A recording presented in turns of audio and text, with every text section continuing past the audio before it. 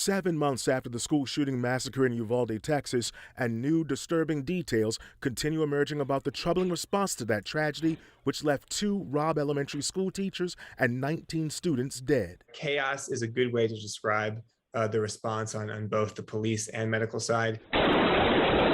This time, a joint investigative report published by the Texas Tribune, ProPublica, and the Washington Post is uncovering alleged flaws in the medical response that tragic day. And videos obtained by those publications revealing care for some of the shooting victims was significantly delayed. The failure of police to have an organized response made it really hard for them to do their jobs. Zach Despard is a political reporter with the Texas Tribune and part of the investigative team that poured over previously unreleased videos, audio, and interviews into the response that day an 18-year-old active shooter stormed Robb Elementary, and the more than 70 minutes it took law enforcement to breach a classroom. I don't know if y'all can get through. Despard says records revealed only 2 ambulances were near the school when the shooting ended. There were other ambulances nearby, but they struggled to immediately reach the scene because so many police had responded. And that's not it. The investigation focused on 3 of the critically wounded shooting victims. Neither of them were airlifted to the nearest trauma center while they were still alive.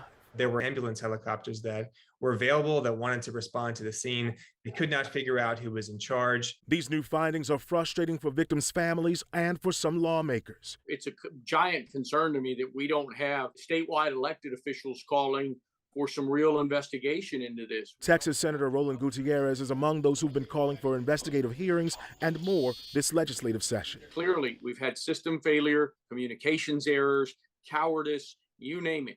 If this is an institutional failure, then I don't know what is. I spoke with a representative for some of the families in Uvalde. She told me the article and some of its findings are a blow to the families just before Christmas. She says they're shocked, but know the information needs to get out to the public.